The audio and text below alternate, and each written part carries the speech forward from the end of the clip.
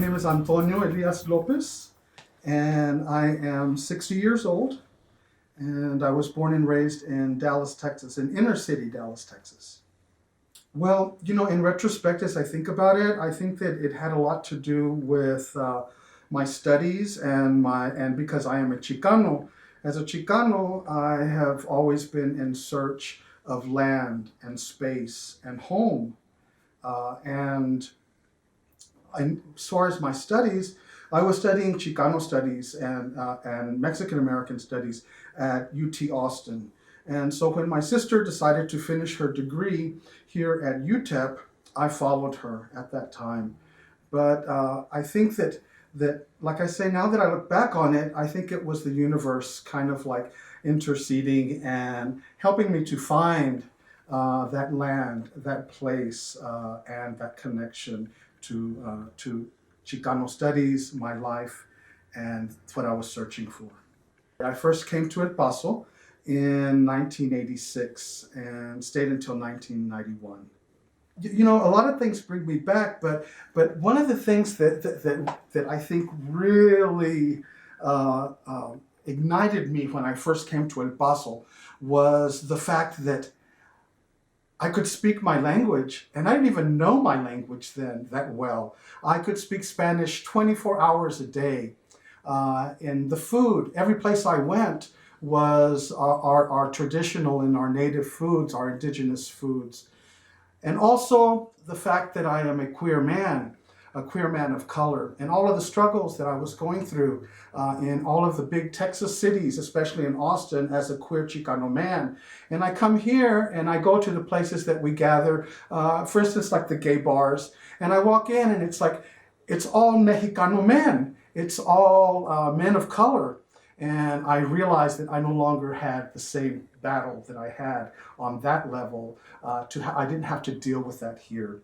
So it's always been a conscious decision to return to El Paso, and a conscious decision to return to the Frontera and to return to downtown El Paso, the most historical part of El Paso, where I feel a sense of connection to history and to food and to the elders and to children and to the river and to what's happening in terms of Ciudad Juarez, and that we are one city. All of those things make it a very conscious choice to live in El Paso and to live in downtown El Paso.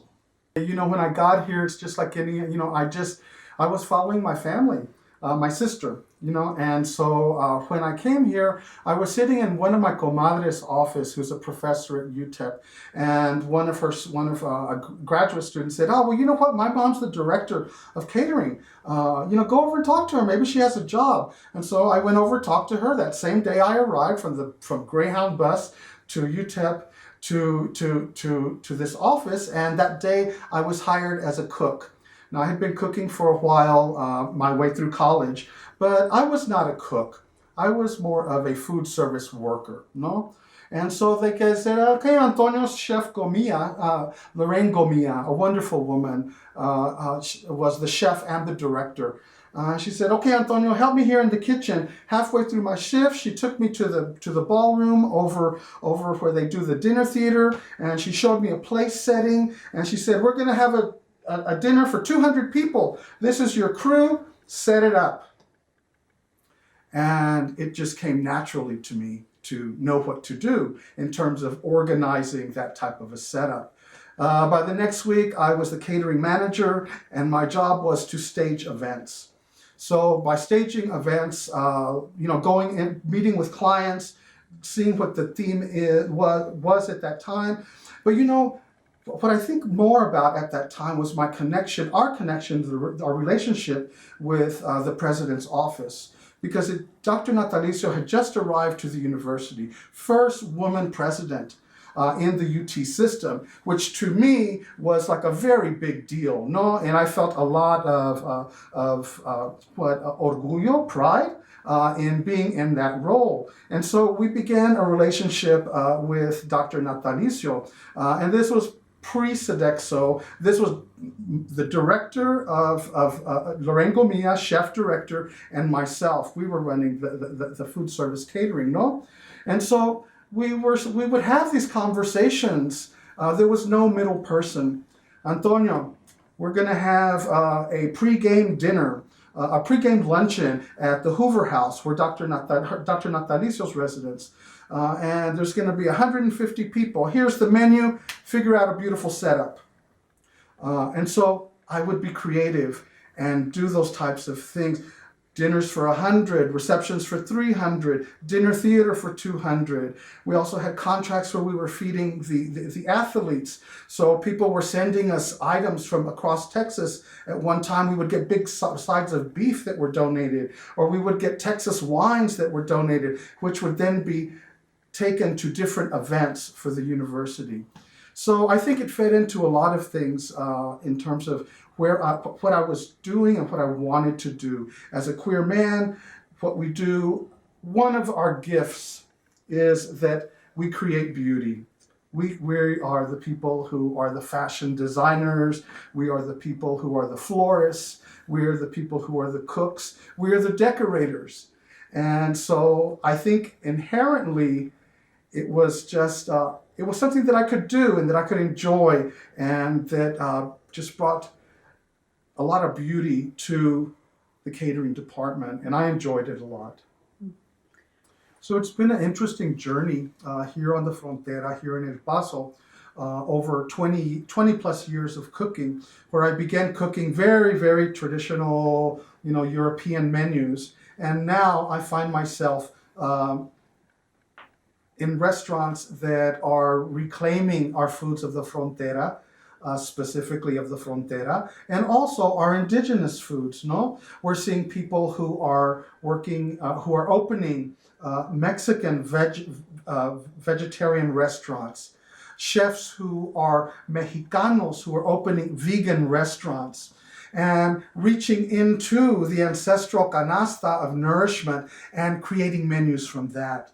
And that's where I sit today. Right now, for the past, I'd say 5 years, I've been working off and on with different cocinas, with different kitchens and chefs that are taking this approach.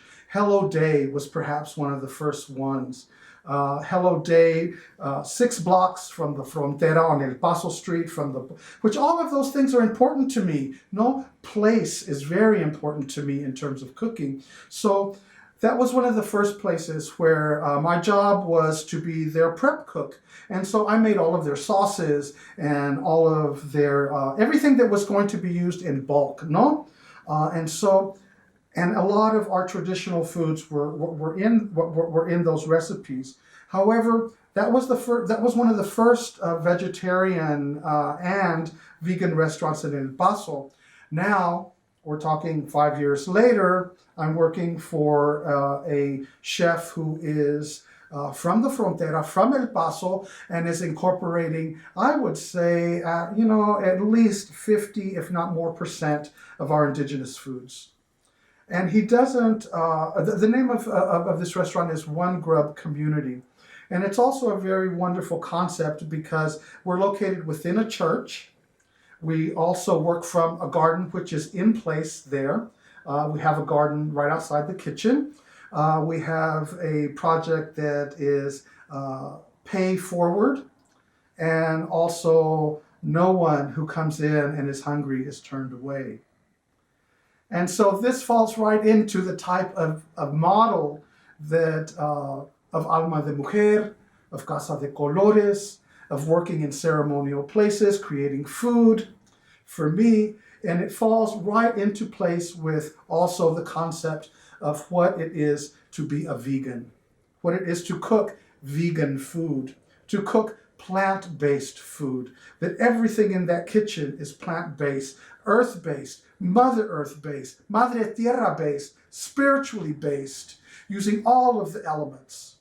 So I think it's really wonderful, for me, for me it's wonderful, to be part of this evolution in El Paso of still working from our ancestral gardens and our ancestral recetas, but now seeing these young Chicanos, young Mexicanos, no, taking our food to another level, but still being very, very connected to the raíz, to the root, and to the spirit, and to the ancestors of our food, no?